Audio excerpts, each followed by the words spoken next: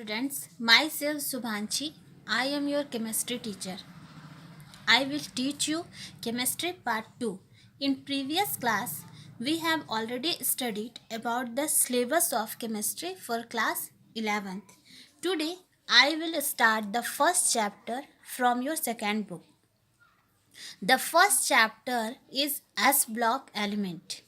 आज मैं स्टार्ट करूंगी आप लोगों का फर्स्ट चैप्टर जो कि सेकेंड बुक आपके पार्ट 2। जैसा कि मैंने आप लोगों को लास्ट क्लास में बताया था कि आप लोगों को क्लास 11th में 2 बुक स्टडी करना है, पार्ट 1 एंड पार्ट 2, जिसमें से मैं आप लोगों को पार्ट 2 पढ़ाऊंगी और उसमें सबसे फर्स्ट चैप्टर जो है वो है s block elements. Students, before starting this chapter, we need to know about the composition of the periodic table. I know that you all already studied about the composition of periodic table in class 9th and 10th. मैं जानती हूँ कि आप लोग सभी ने periodic table के composition को क्लास 9th और 10th में स्टडी किया है, बट ये चैप्टर स्टडी करने से पहले हम लोगों को एक बार पीरियोडिक टेबल के कंपोजिशन को जान लेना चाहिए। तो जैसा कि हम लोग जब ये चैप्टर को स्टार्ट कर रहे हैं तो the first question arises that what do you mean by the periodic table, कि आप पीरियोडिक टेबल से क्या समझते हैं। तो पीरियोडिक टेबल है क्या? तो पीरियोडिक टेबल क्या है? The table which provides the arrangement of all the known elements according to their properties.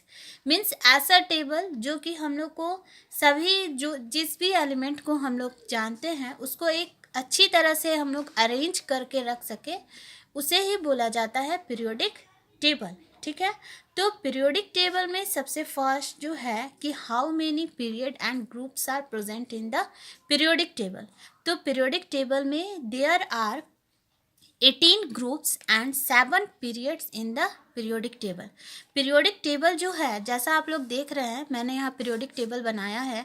तो इस पीरियोडिक टेबल में है क्या कि इसमें कितने ग्रुप्स होते हैं? 18 ग्रुप्स होते हैं और 7 पीरियड्स होते हैं। ठीक है, तो ये जो है ये ग्रुप जो पीरियड्स जो होते हैं उसको जो है वो कैसे हम लोग बोलते हैं कि वो हॉरिजॉन्टली उसमें अरेंज किए जाते हैं एलिमेंट्स को, और इसमें जो है वो वर्टिकली रहता है। ग्रुप्स जो होते हैं वो वर्टिकली रहते हैं। ठीक है, तो सबसे फर्स्ट जो है ये हम लोग देखेंगे कि जो भी ये वर्टिकली कॉलम्स जो रहते हैं, वर्टिकली ये कॉलम्स जो रहेंगे उनको बोला जाएगा ग्रुप्स, और जो पीरियड्स जो रहते हैं जो कि हॉरिजॉन्टली रहते हैं उन्हें बोला जाता है पीरियड्स। ठीक है, तो ये आपके कॉलम वाइज जब हम लोग इसको जैसा मैंने देखिए यहाँ पे बनाया हुआ है, तो ये कितने रहते हैं? ये टोटल जो है ये कितने हैं? 18 है। ठीक है, ये 18 होते हैं ग्रुप्स, और जब ये हम लोग इसको ऐसे ऐसे पीरियड वाइज करते हैं तो ये कितने होते हैं?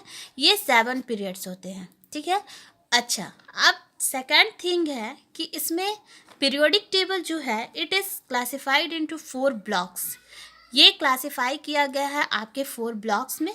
First is the s block element, second is the p block element, ठीक है, third one is the d block elements and fourth is f block elements.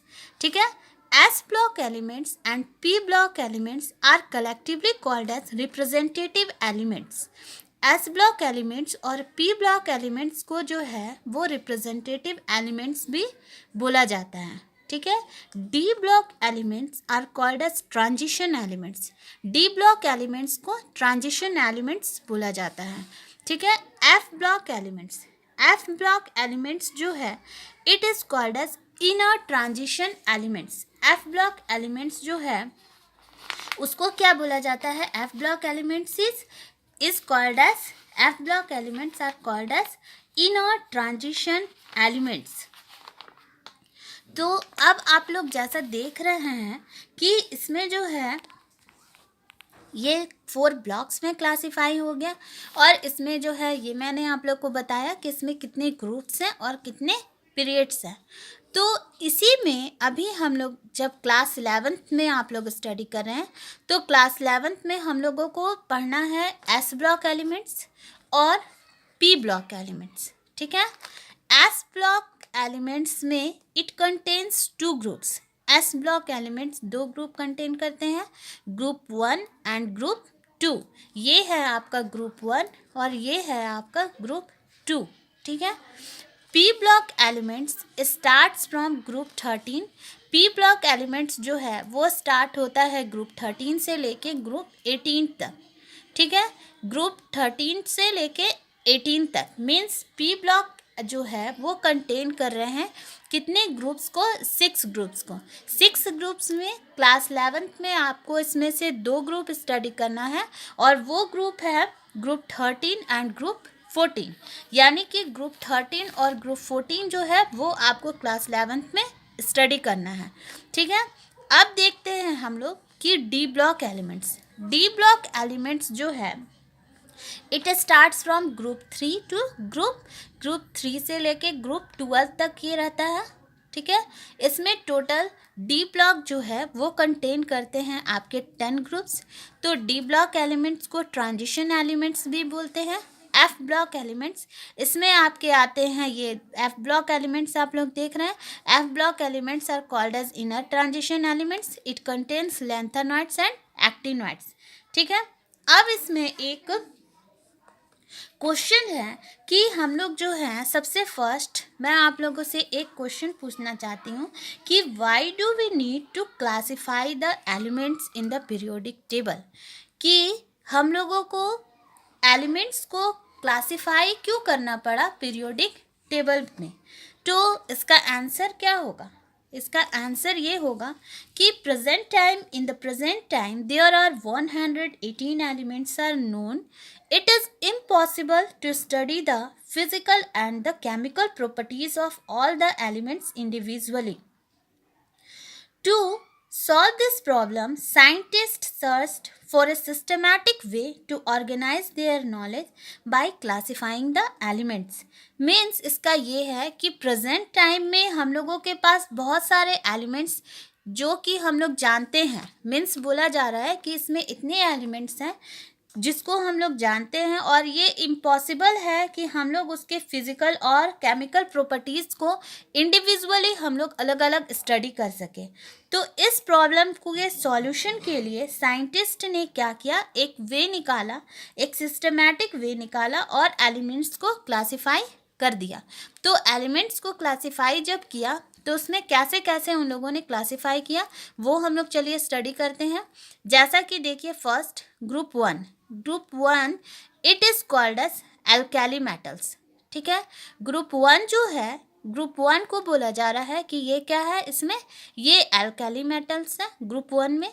Group 2 जो है वो क्या है आपका एल्कलाइन अर्थ मेटल है, ठीक है। Group 2 is alkaline earth metal है, ठीक है। पी ब्लॉक एलिमेंट्स में आपके 6 ग्रुप्स हैं। 6 ग्रुप्स में जो है वो ग्रुप जो है उसमें आपके पी ब्लॉक्स में मेटल प्रेजेंट रहते हैं, नन मेटल्स प्रेजेंट रहते हैं, मेटलॉइड्स प्रेजेंट रहते हैं। मेटल्स क्या होते हैं, नन मेटल्स क्या होते हैं, ये सब तो आप लोगों ने स्टडी किया ही है कि मेटल प्रॉपर्टीज़ क्या होती हैं मेटल्स की, नन मेटल्स की और मेटलॉइड्स की, ठीक है। अच्छा, अब हम लोग इसमें स्टडी करने जा रहे हैं कि ग्रुप 16 में कौन कौन, ग्रुप 16 जो है ग्रुप 17 और ग्रुप 18 ये इम्पॉर्टेंट है आपके। ग्रुप देखिए इसमें मैं लास्ट से बता रही हूँ, ग्रुप 18 जो है इसमें नोबल गैसेस प्रेजेंट रहते हैं and noble gases are also called as inert gas. Noble gases को इनर्ट गैस भी बोला जाता है। Group 17 elements are halogens. Group 17 में जो एलिमेंट प्रेजेंट रहते हैं वो कौन है, हैलोजन है, ठीक है।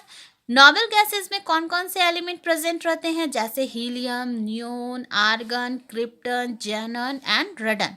हैलोजन्स जो है उसमें एलिमेंट्स आपके कौन कौन से प्रेजेंट रहते हैं, हैलोजन्स में आपके fluorine, chlorine, bromine, iodine and astatine present रहते हैं।